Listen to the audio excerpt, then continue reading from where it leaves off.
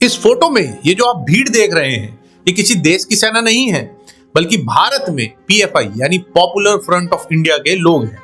NIA यानी national investigation agency ने court के सामने दावा किया कि पीएफआई के बड़े नेता एक बड़ी साजिश रच रहे थे, जिसका मकसद मुस्लिम युवाओं को कट्टर बनाना और हिंदुओं के खिलाफ नफरत फैलाना था, और इनका मकसद देश के लिए एक बड़ा खतरा था। एनआईए के एक गवाह जो पहले इस पीएफआई का मेंबर हुआ करता था, उसने बताया कि उन्हें पीएफआई की क्लास में ये बताया जाता था कि अगर भारत और पाकिस्तान का युद्ध हुआ तो जब देश का ध्यान उत्तर यानी नॉर्थ में होगा, जब वे दक्षिण से हमला कर साउथ इंडिया पर कब्जा ले लेंगे। पीएफआई ने अपने सदस्यों को आईएसआईएस में शामिल होने और भारत में खिलाफत और शरिया कानून स्थापित करने के लिए उकसाया।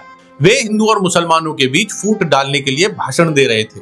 प्रचार यह किया जा रहा था कि मुगलों के शासनकाल में भारत इस्लामी था, लेकिन उनके पतन के बाद मुसलमानों की स्थिति बिगड़ गई।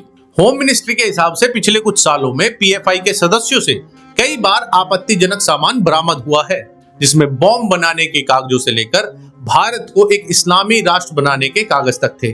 कई रेडियो सेट, आईसिस समर्थक वीडियोस वाली पेन ड्राइव्स, गोला बारूद और हथियार तक शामिल हैं। पीएफआई भारत में 2006 से काम कर रहा था और इसके मेंबर्स पूरे भारत की 20 स्टेट्स में करीब 4 से 5 लाख लोग शामिल हैं।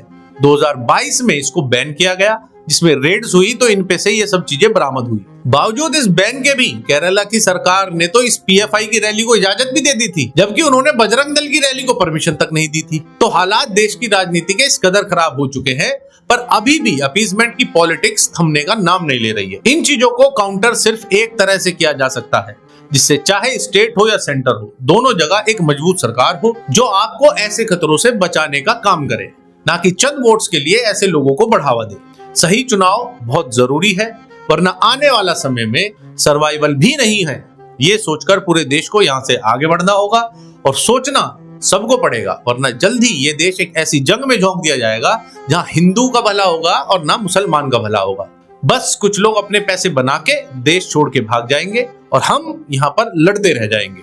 ऐसे संगठनों के लिए ज्यादातर तो ऑलरेडी देश के बाहर से ही काम कर रहे हैं और जनता का मूर्ख बना रहे हैं। और सावधान रहे और ये जात पात के चक्कर में ना पड़े, वरना ना तो ये जात बचेगी और ना वो पात बचेगा। जय हिंद।